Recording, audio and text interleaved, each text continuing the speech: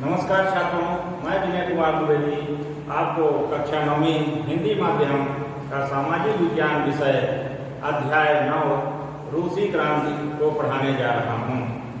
अब रूस में हुई क्रांति का विश्लेषण आपको हम कई बिंदुओं पर करेंगे।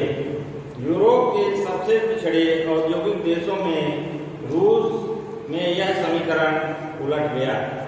1917 की अक्टूबर की क्रांति के जरिए रूस की सत्ता पर समाजवादियों ने कब्जा कर लिया। फरवरी 1917 में राजाशाही के पतन और अक्टूबर की घटनाओं को ही अक्टूबर की क्रांति कहा जाता है। इसको हम शॉर्ट में कैसे लिखेंगे छात्र सुनेंगे। यूरोप के सबसे पिछड़े औद्योगिक देशों में से एक रूस में फरवरी 1917 में राजाशाही का पतन हुआ और समाजवादियों को सत्ता मिली। समाजवादियों को सत्ता मिल गई। अब हम 2.1 रूसी साम्राज्य 1914 को पढ़ेंगे। इसमें पहला बिंदु है 1914 में रूस में पूरे साम्राज्य में जार निकोलस द्वितीय का शासन था। मॉस्को के आसपास पड़ने वाले भूक्षेत्र के अलावा आज का फिनलैंड, लातविया, लिथुआनिया, एस्टोनिया तथा पोलैंड, यूक्रेन और या बेलारूस के कुछ हिस्से रूसी साम्राज्य के अंग थे। यह साम्राज्य प्रशांत महासागर तक फैला हुआ था और आज के मध्य एशियाई राज्यों के साथ साथ जॉर्जिया, आर्मेनिया और अजरबैजान भी इसी साम्राज्य के अंतर्गत आते थे। तीसरा बिंदु है छात्रों, रूस में ग्रीक ऑर्थोडॉक्स चर्च से उपजी शाखा ऑर्थोडॉक्स क्रिश्चियनिटी को मानने वाले बहुत से लोग थे, लेकिन इस साम्राज्य में रहने वाले कैथोलिक, प्रोटेस्टेंट, मुस्लिम और बौद्ध भी शामिल थे। अब हम 2.2 अर्थव्यवस्था और समाज का अध्ययन करेंगे। इसका पहला बिंदु है 20वीं सदी के प्रारंभ में रूसी साम्राज्य की 85% जनसंख्या। 85% छात्रों माने आधे से अधिक 85% जनसंख्या, ज्यादातर जनसंख्या खेती पर निर्भर थी। वह कृषि कार्य ही करती थी। खेती ही वहाँ का मुख्य व्यवसाय था। रूस अपनी जरूरतों के अलावा अनाज का एक बड़ा निर्यातक देश था। जब देश की लगभग 85% जनसंख्या खेती करती है तो वह कृषि का उपयोग या अनाज का उपयोग वह अपने देश में पूर्णतः नहीं कर सकता। खेती अच्छी होती थी, इसलिए वह निर्यातक बहुत बड़ा था।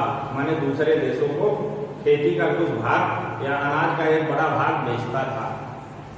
तीसरा बिंदु है उद्योग बहुत कम थे। सेंट पीटर्सबर्ग और मॉस्को प्रमुख औद्योगिक इलाके थे। वहाँ 85% लोग जब खेती करते थे तो स्वाभाविक है कि उद्योगों की संख्या कम थी। औद्योगिक प्रगति कम हुई थी, पर धीरे धीरे उद्योग बढ़ने लगे। ज्यादातर उत्पादन कारीगर ही करते थे, लेकिन बड़े कल कारखाने भी मौजूद थे। कारीगर जो है उत्पादन का काम करते थे, लेकिन उस समय पर कुछ बड़े भी कारखाने थे। उद्योगपतियों और ज्यादातर कारखाने उद्योगपतियों की निजी संपत्ति थे। माने प्राइवेट, जैसे कोई भी धनी व्यक्ति है उसका कारखाना है, वह निजी संपत्ति में आता है। 1890 के दशक में रूस में रेल नेटवर्क के विकास के साथ साथ यहाँ विदेशी निवेश भी तेजी से बढ़ा। 1890 में विदेशी लोग यहाँ आए और उन्होंने रेल को तो बढ़ाया ही और अन्य कंपनियां भी स्थापित की। सामाजिक स्तर पर मजदूर बटे हुए थे। बहुत सारे मजदूर स्थायी रूप से शहरों में ही बस चुके थे। जब किसी मजदूर को नौकरी से निकाल दिया जाता था तो वे एकजुट होकर हड़ताल भी किया करते थे। देहात की ज्यादातर जमीन पर किसान ही खेती करते थे। जो ग्रामीण जमीनें थी, गांव की जमीनें थी, वहां किसान जो है खेती करते थे। लेकिन विशाल संपत्तियों पर सामंतों, राजाशाही और ऑर्थोडॉक्स चर्च का कब्जा था। बड़ी बड़ी संपत्तियों पर, जो बड़ी संपत्ति होती थी या बड़े भवन थे, उद्योग थे, और इन पर जो है सामंतों और राजाशाही और एक ऑर्थोडॉक्स चर्च, वहाँ क्रिश्चियनिटी थी, तो ऑर्थोडॉक्स चर्च का भी कब्जा था। अब अगले बिंदु 9वां बिंदु है, रूस के किसान सामंतों और नवाबों को सम्मान नहीं करते थे। रूस के किसान लोग जो है, किसान ही वहाँ खेती ही मुख्य व्यवसाय था, इसलिए वो किसी की सुनते नहीं थे। वहाँ के किसान सामंतों और नवाबों का सम्मान नहीं करते थे तथा कभी कभी अपनी जमीन क्यों या को दे देते थे, जो किसानों की में जमीन का बंटवारा करता था। अब 2.3 रूस में समाजवाद का अध्ययन करेंगे। 1914 से पहले रूस में सभी पार्टियां गैर कानूनी थी, वहाँ पार्टियां रजिस्टर्ड नहीं थी। 1914 के पहले जो भी राजनीतिक पार्टियां थी वो रजिस्टर्ड नहीं थी, वो ऐसे ही कहीं किसी नाम से कोई भी पार्टी लोग बना लिया करते थे, तो वह गैर कानूनी थी। दूसरा है, मार्क्स के विचारों को मानने वाले समाजवादियों ने 1898 में Russian social democratic works party या रूसी सामाजिक लोकतांत्रिक श्रमिक पार्टी का गठन किया था। तीसरा है, 19वीं सदी के आखिरी में सन 1900 में समाजवादियों ने ग्रामीण इलाके के लोगों किसानों के साथ समाजवादी क्रांतिकारी दल सोशलिस्ट रेवोल्यूशनरी पार्टी का गठन कर लिया। अब चौथा बिंदु है इसी में, रूस में समाजवादियों का मानना था कि रूस में मजदूर ही नहीं बल्कि किसान ही क्रांति की मुख्य शक्ति बनेंगे। अब हम 2.4 1905 की क्रांति को पढ़ेंगे। अब 1905 की क्रांति क्या है इसको जानेंगे।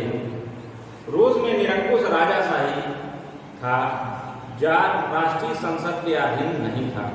1904 में जरूरी चीजों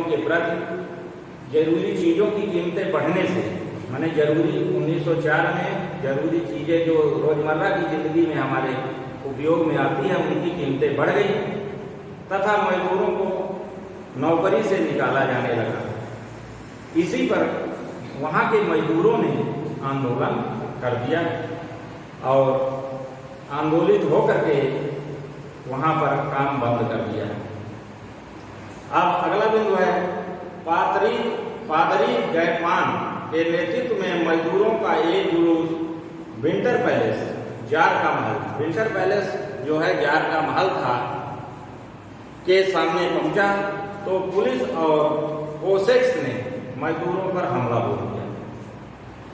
जब विंटर पैलेस के सामने पहुंचा यह मजदूरों का जुलूस, तो पुलिस और कोसेक्स वहां के एक संगठित समूह था, उसने हमला बोल दिया। किस पर हमला बोल दिया? जो मजदूर जुलूस लेकर के जा रहे थे। इस घटना में सबसे ज्यादा लोग मारे गए और लगभग 300 लोग घायल हो गए। इतिहास में इस घटना को खूनी रविवार के नाम से याद किया जाता है। 1905 की क्रांति की शुरुआत इसी घटना से हुई। वकीलों, डॉक्टरों, इंजीनियरों और अन्य मध्यवर्गीय कामगारों ने संविधान सभा के गठन की मांग करते हुए यूनियन ऑफ यूनियंस की स्थापना कर दी। अब अगला बिंदु है, 1905 की क्रांति के दौरान जार ने एक निर्वाचित परामर्शदाता सांसद ड्यूमा के गठन पर अपनी सहमति दे दी। वहाँ ड्यूमा संसद को ही कहा जाता है, तो वहाँ पर जार जो था, जार निकोलस द्वितीय ने संसद में संसद या ड्यूमा का गठन करने की अनुमति दे दी। जार ने पहली ड्यूमा को मात्र 75 दिन के भीतर, अब वहाँ ड्यूमा का गठन हो गया, लेकिन वह 75 दिन के भीतर उसको पहली ड्यूमा को भंग कर दिया और पुनर्निर्वाचित दूसरी ड्यूमा को 3 महीने के भीतर बर्खास्त कर दिया। माने एक पहले को 75 दिन के भीतर पहली ड्यूमा को हटा दिया और दूसरी ड्यूमा जब बनी, संसद बनी, तो उसको 3 महीने के अंदर उसको भी बर्खास्त कर दिया। उसने मतदान कानूनों में बदलाव किया और तीसरी ड्यूमा रूढ़िवादी राजनेताओं को भर डाला। तीसरी ड्यूमा में रूढ़िवादी जो राजनेता थे जो उसका विरोध किया करते थे उसको तीसरी ड्यूमा में, तीसरी संसद जो तैयार हुई उसमें उसको भर दिया। उदारवादियों और क्रांतिकारियों को बाहर रखा गया। जो उदारवादी नेता थे वहाँ और क्रांतिकारी नेता थे उनको उसने उस तीसरी ड्यूमा से बाहर का रास्ता दिखा दिया। 2.5 पहला विश्व युद्ध और रूसी साम्राज्य। इसमें पहला बिंदु है, हम बिंदुओं में इसलिए बता रहे हैं कि आपके प्रश्न भी ऐसे ही रहेंगे और उसका बिंदुवार उत्तर देना है। 1914 में 2 यूरोपीय गठबंधनों के बीच युद्ध छिड़ गया। पहला खेमा जर्मनी, ऑस्ट्रिया और तुर्की, ये पहला खेमा था और दूसरा खेमा था फ्रांस, ब्रिटेन और रूस। 3 देशों का खेमा था। फिर इसमें दूसरे खेमा में जर्मनी, इटली और रोमानिया, दूसरे खेमा में इसके साथ फ्रांस, ब्रिटेन और रूस के साथ इटली और रोमानिया भी शामिल हो गए। माने उस युद्ध में इटली और रोमानिया भी कूद गए। जर्मनी विरोधी भावनाओं के कारण लोगों ने सेंट पीटर्सबर्ग का नाम बदलकर, अब देखिए रूस में जर्मनी का विरोध हो रहा था और वहाँ विरोधी भावनाएं जर्मनी की थी। वहाँ के एक शहर का नाम जर्मनी के एक शहर के नाम से रखा गया था, वो पहले ही रखा गया था सेंट पीटर्सबर्ग। तो उन्होंने, रूस के लोगों ने उसका नाम इस युद्ध के समय ही, जर्मनी से गुस्सा होकर के युद्ध के समय ही उसका नाम बदलकर पात्रोग्राद रख दिया।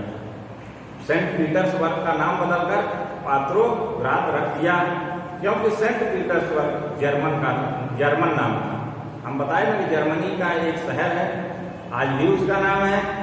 उसी के नाम पर, जर्मन नाम पर भी रूस में एक नाम था सेंट पीटर्सबर्ग, उसने पात्रोग्राद रख दिया, नाम ही बदल दिया युद्ध के समय ही। तीसरा बिंदु है 1914 से 1916 के बीच जर्मनी और ऑस्ट्रिया में रूसी सेनाओं को भारी पराजय हुई।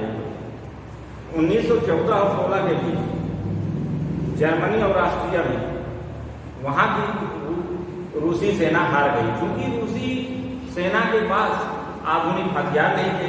वहाँ की ज्यादातर जनसंख्या कृषि पर निर्भर थी और खेती के कार्य में लगी रहती थी, इसलिए वहाँ पर कोई ऐसा आधुनिक हथियार नहीं था जिससे युद्ध लड़ा जा सके और पराजय हो गई।